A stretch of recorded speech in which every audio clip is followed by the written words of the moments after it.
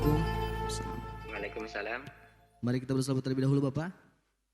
Allahumma salli ala Sayyidina Muhammad wa ala ali Sayyidina Allahumma Muhammad. sholli alaihi. Dan Bapak siapa dan dari mana? Saya Diding dari Majalengka. Baik, silakan bisa bertanya langsung kepada Buya.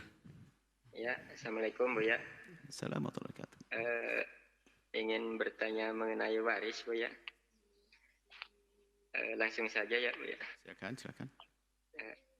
Ini yang kami tahu kan harta waris itu semestinya dibagikan secara aturan waris ya Buya. Ya. Namun kadang tidak semua melakukan itu. Kadang ada yang membaginya secara rata.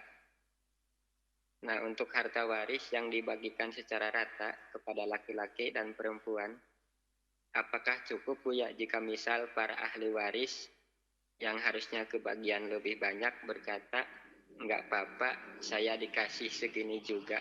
Jika misal ada hak saya yang terkasihkan ke yang lain, saya ridho. Atau apakah harus dibagikan secara aturan waris terlebih dahulu, baru boleh diberikan ke yang lain? Lalu bagaimana juga jika misal harta waris tidak dibagi sama sekali, tapi sebagian ahli waris malah berkata kepada yang lainnya, yang nggak dibagi itu Bu ya, nggak apa-apa sebagian ahli waris, nggak apa-apa, nggak usah dibagi, biarlah jatah kita untuk dia saja kepada salah satu ahli waris. Atau apakah harus dihitung masing-masing jatah warisnya terlebih dahulu, baru boleh dibagikan, baru boleh diberikan. Dan ketiga, barangkali bagaimana Buya jika misal kita mengetahui ada satu keluarga telah membagikan waris, tapi tidak menggunakan aturan waris. Dan kita menjadi pembeli di antara mereka atas sebagian harta waris yang telah dibagikan itu. Apakah kita berdosa karena melakukan itu? Sahkah transaksi kita? Karena kan mungkin saja dalam harta yang kita beli ada hak-hak yang tidak ditempatkan sebagaimana mestinya. Jika tidak sah, bagaimana jika itu sudah umum terjadi di suatu kampung? Bagaimana status hak miliknya? Mohon maaf ya, sekian. Terima kasih untuk jawabannya. Wassalamualaikum warahmatullahi wabarakatuh. Baik. Apa tadi ditulisnya? Apa? Dicatat gimana yang bawa acara? Harus catat, harus mencatat. Sana bukan yang bawa acara. Biar tidak apa? Bagi. Jadi harus jadi ngikut, bukan hanya sekedar dicatat supaya karena takut kelewatan. Mencatat semuanya. Jadi takut air kelewat. Kasihan ya kalau kelewat. Dicatat semuanya.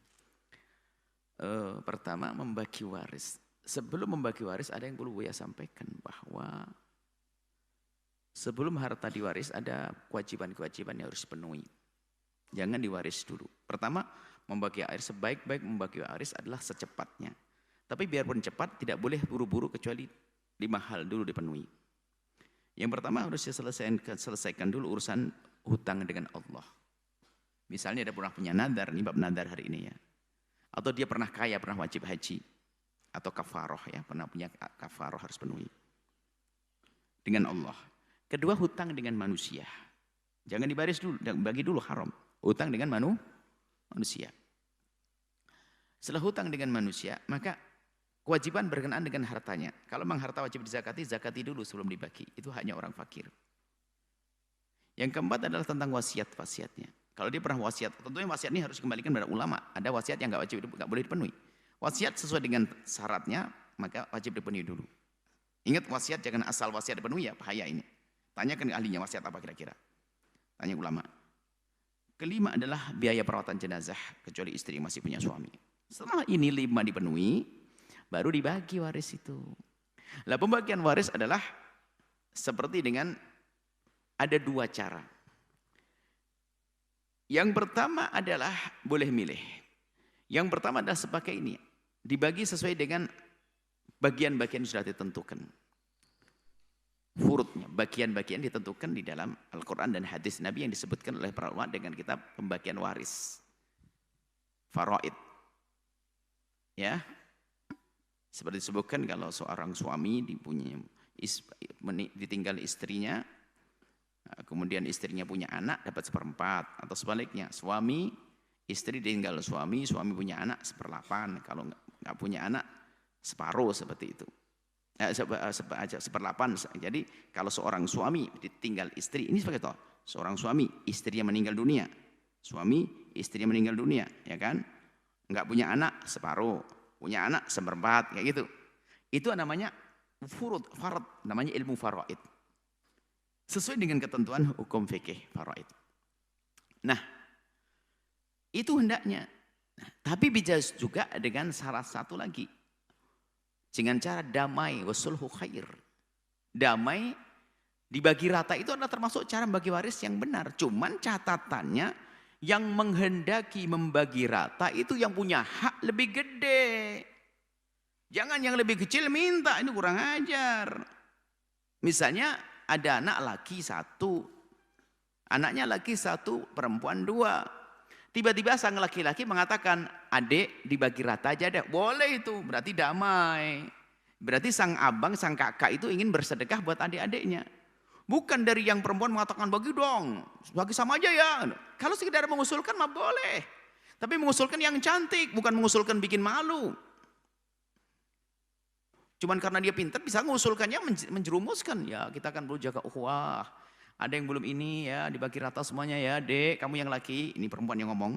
Kami ya, iyanya nggak enak, nggak boleh begitu, harus benar-benar kerelaan. Sehingga yang jatahnya lebih besar mengatakan, oke, dibagi rata saja. Kenapa?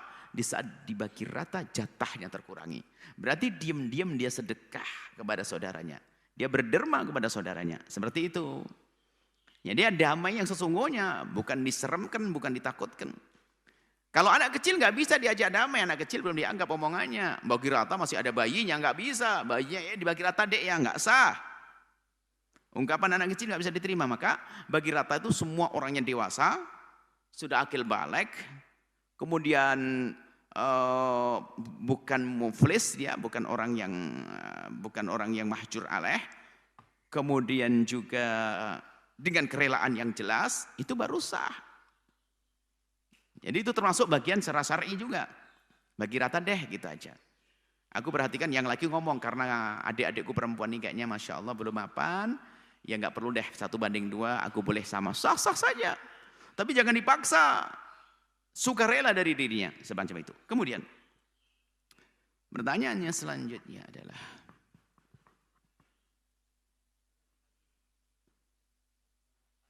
Tidak dibagi ya. Tidak dibagi. Kalau tidak dibagi nggak boleh. Kalau tidak dibagi bakal berantakan sampai akhir. Kalau bagi nggak boleh, harus dibagi. Biarpun dengan cara, apakah cara damai atau dengan cara yang tidak pakai pembagian hitungan waris tersebut yang sudah ditentukan. Kemudian kalau tidak mengambil misalnya, saya tidak mengambil, saya berikan kakak saya, adik saya, oh sah-sah saja. Namanya berderma sedekah. Boleh-boleh saja. Aduh bagian saya tidak saya ambil deh, saya lihat adik saya sangat kurang, ambil deh, oh boleh. Tapi kalau tidak dibagi dibiarkan terlantar, enggak, itu jadi masalah di kedepan hari. Ketemu cucu, ini rebutan harta kakeknya nanti bahaya. Karena sebenarnya dari kakek kan ke anak, cuman karena waktu di anaknya nggak dibagi, ketemu cucu berantem nanti. Suudon lagi, padahal yang didapat paling yang secuil saja. Cuman perasaannya gede, karena apa? Ini milikku, bahaya tambahan. Jadi jangan sampai menunda pembagian waris. Bahkan kalau seandainya mayat belum dikubur, bagi waris lebih indah kok, karena hatinya masih sejuk kan. Justru agar tidak terjadi pertikaian, perselisihan, permusuhan. Baik, kalau Anda membeli tanah atau harta waris dengan cara tersebut di atas, ya sah. Baik di cara bagi rata yang memang suka kerelaan dari mereka, atau dengan pembagian waris, maka Anda boleh-boleh saja membelinya, sah. Terakhir catatan, ingat kepada siapapun dari Anda, di dalam pembagian waris, hendaknya Anda menjadi orang yang paling lembut, paling adem. Jangan jadi setan di dalam rumah keluarga. Pokoknya sudahlah, gimana baiknya menurut syariat. Sudah.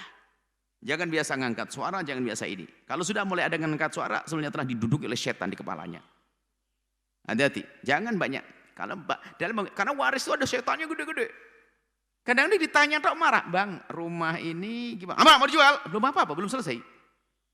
Ini Anda memang naudzubillah. Kalau pengen tahu ahli neraka berjalan di atas bumi, itu lihat orang yang merebut waris. Biasanya merebut waris bukan yang paling bodoh, paling pinter dia itu. Paling ngerti hukum dia. Paling ustadz kadang-kadang, hati-hati. Karena setannya gede itu. Merebut waris. Main begini, bohongi adik-adiknya, bisa jadi begitu. Hati-hati. Karena ini pengen ahli neraka berjalan di atas bumi perebut waris. Kenapa? Dia telah ngambil hak saudaranya, mutus tali persaudaraan, menyakiti orang tuanya, Masya Allah. Habis deh dosanya diambil semuanya. Waris adalah harta berkah. Jerih payah orang tua. Ambil dengan cara yang benar akan jadi berkah buat Anda. Wallahu a'lam bishawab. Afwan Buya, pertanyaan terakhirnya Buya, belum terjawab. Bagaimana jika kita tahu telah membagikan waris tapi tidak memakai aturan waris dan kita menjadi pembeli harta waris tersebut? Apakah berdosa? Sahkah transaksinya? Bagaimana status kepemilikannya jika sudah dibeli? Kalau tidak dengan aturan waris tapi dengan cara zalim, ya nggak boleh dong kita membeli. Itu kan bukan miliknya dia. Haram kita membelinya. Cuman biasanya kita tamak, wah prospektif buat bikin toko lah. Ini urusan dia. Nggak bisa kalau kita tahu betul dia zalim, nggak boleh. Tapi kalau kita tahu dengan cara tadi, oh ini bagi rata, sukarela, ya boleh-boleh saja. Tapi kalau kita tahu bahasa itu abang jahat sama adiknya, lalu jual kepada kita, nggak boleh kita membelinya, kita nolong dalam kebusukan. Yang pertama, yang kedua, dia menjual bukan miliknya, nggak sah jual belinya. Ya nggak boleh. Kalau tahu kita, kalau nggak tahu ya orang nggak tahu nggak dosa di hadapan Allah. Kita membeli apapun nggak tahu ini dari mana, apakah curian dan sebagainya. Tapi kalau kita tahu ini barangnya orang lain dijual ke kita, nggak boleh kita membeli. Apalagi barang curian, barang gosop, kayak itu kan barang gosop, mengambil milik saudaranya, nggak boleh kita mengambilnya. Semoga Allah mengampuni semuanya. Allah Sahabat Al-Bahjah TV, setelah menyaksikan video ini, jangan lupa bersolawat kepada baginda Nabi Muhammad. Shollu ala Nabi Muhammad. Allahumma sholli alaihi wa ala alihi wa sahbihi.